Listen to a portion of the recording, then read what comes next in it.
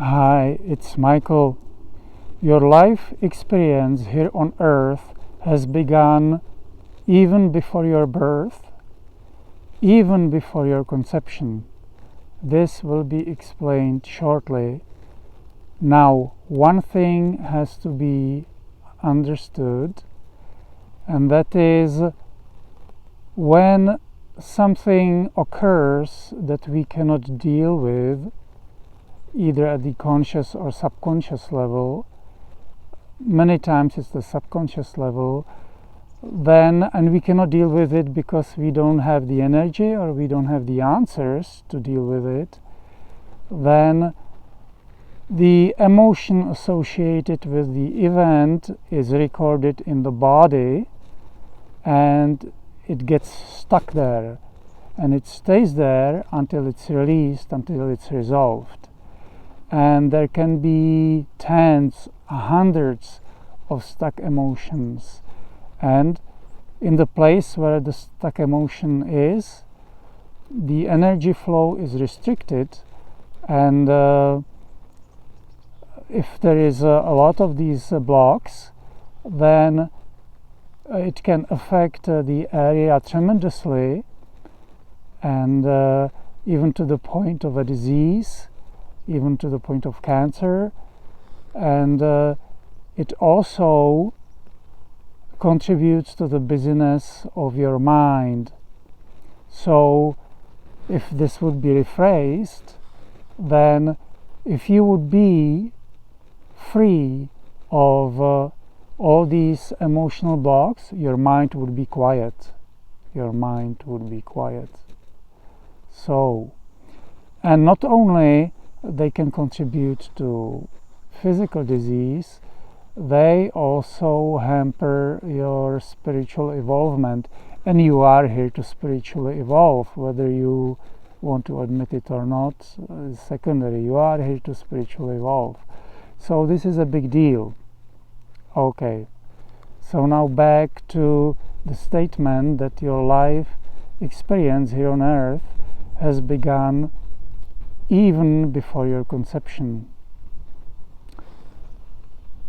These stuck emotions, these emotional issues can be and are many times passed from generation to generation.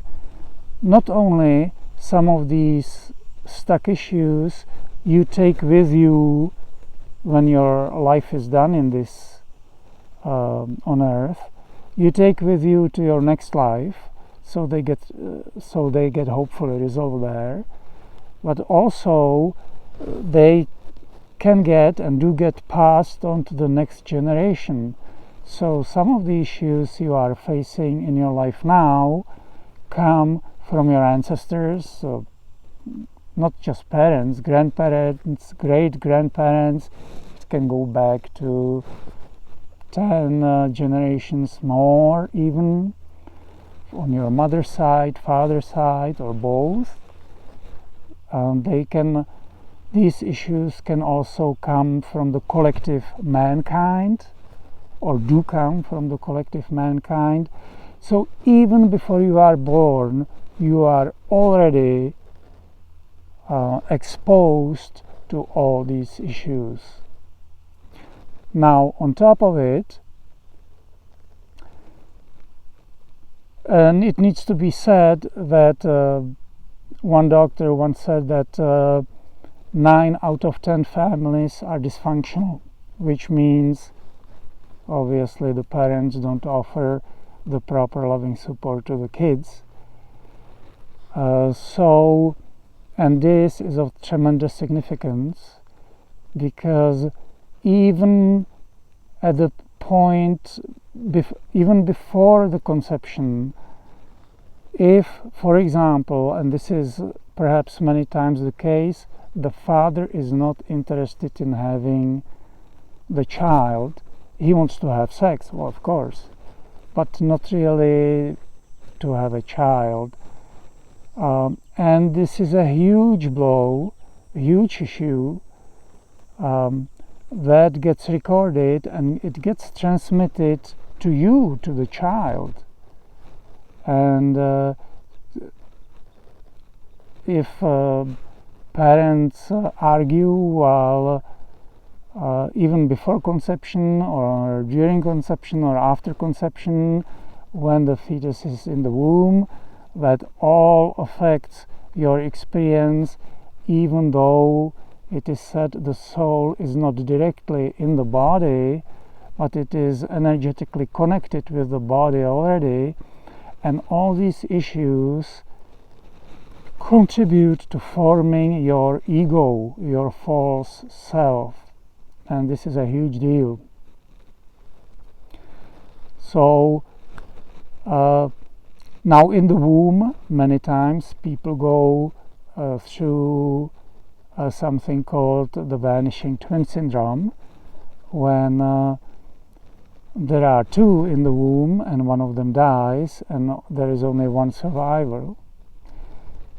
And again, this is a huge emotional impact on the survivor, not just the mom, but especially on the survivor, and can result in hundreds of stuck emotional blocks, and can affect very intensely the person emotionally, the person's choices and attitudes and so on. And the person is not even born yet. You're not even born yet. The whole life still awaits you, and you already face all this. Now, of course, how well you are able to handle all this depends on your level of spiritual involvement. The higher you are evolved, in other words, the more you are energized, the easier you can handle it.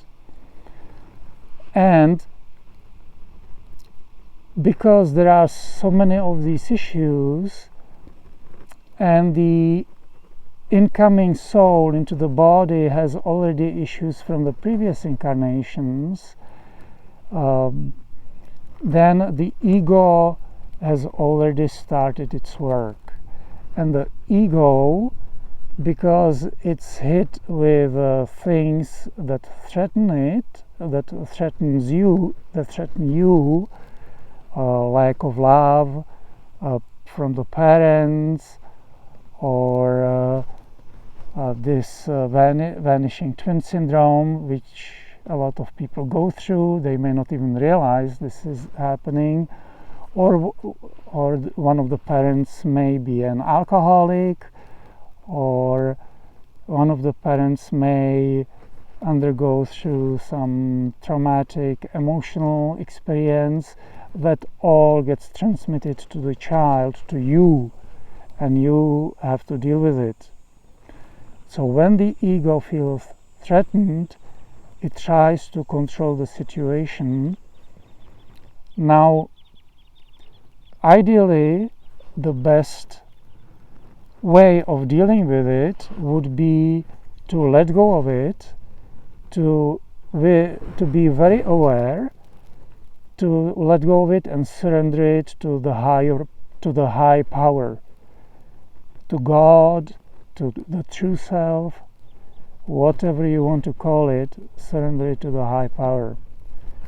But that's not how the ego works. The ego thinks, as we are told, that it is the high power, that it is the center of the universe, that it is the source of life, even though it knows deep down inside that the high power exists, that God exists, but it does its best to defy it. So that would be the best way, just to relax, be very aware, be very centered, and surrender all of that to God.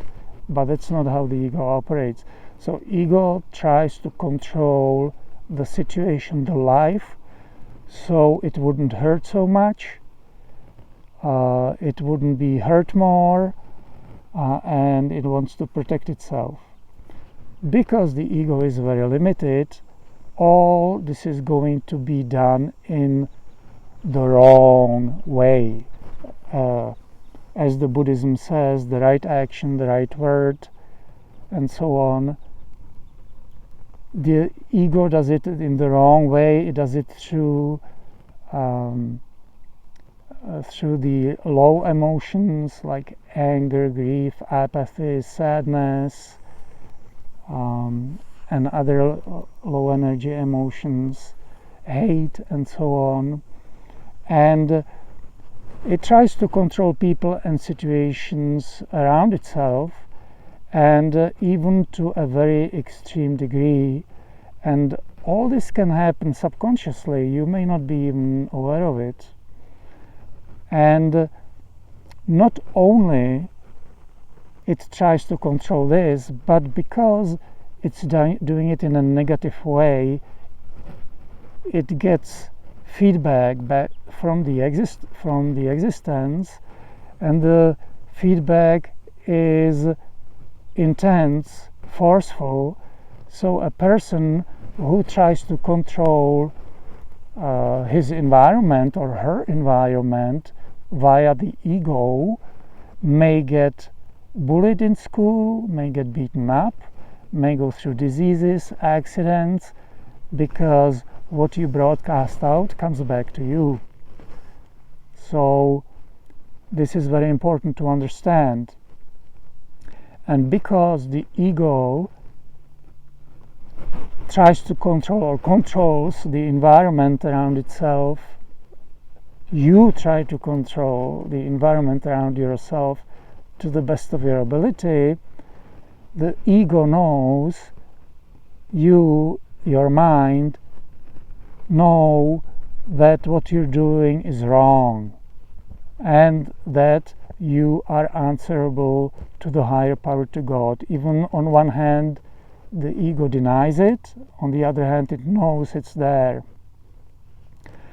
And because it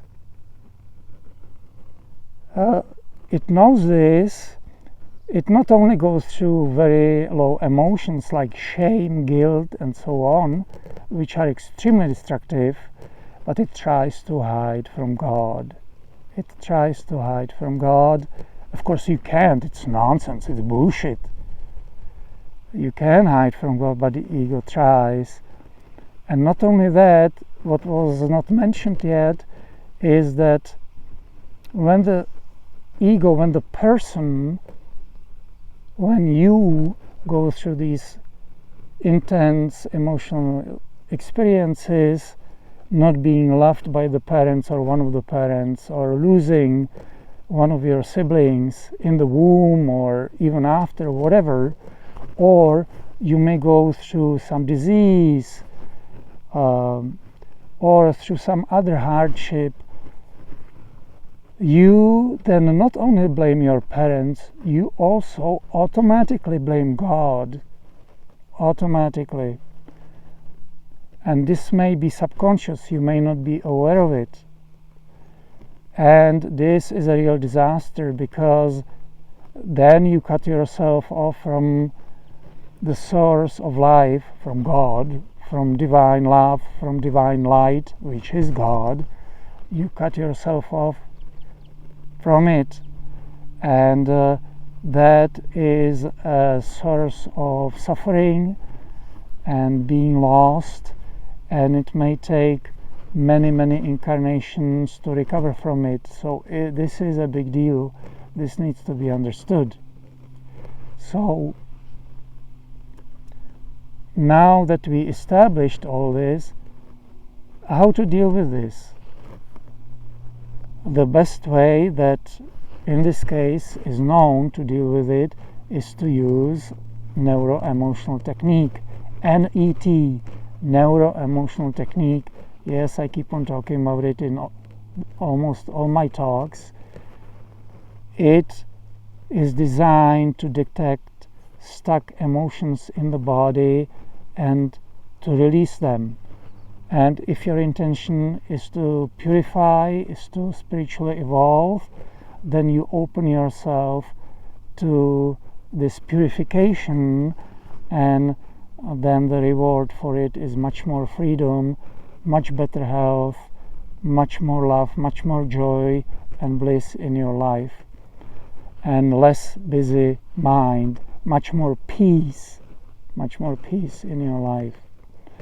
And of course, asking the source of life, God, the true self, the Spirit, the Holy Spirit, whatever you want to, the divine presence, whatever you want to call it, the higher power, asking it for help, guidance, and protection. It is essential. Remember, the ego is not you. The ego is inherited from this world, and you carry some of it from your previous incarnations, and but it is not you. Your true essence is the divine presence, is divine love and light. That is your true essence. That is, could be said, what you truly are. So there is no point of feeling guilty or shamed. It's just drop the dramas. If you can find a neuro-emotional technique practitioner, find one. It's worth to travel to one, even a long distance.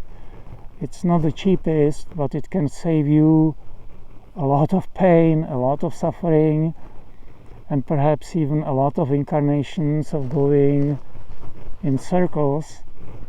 And you can go to the website netmindbody.com, netmindbody.com, and there is a link on the main page in the upper corner, I believe, that says practitioner finder or find practitioner, and you can find one there on an interactive map.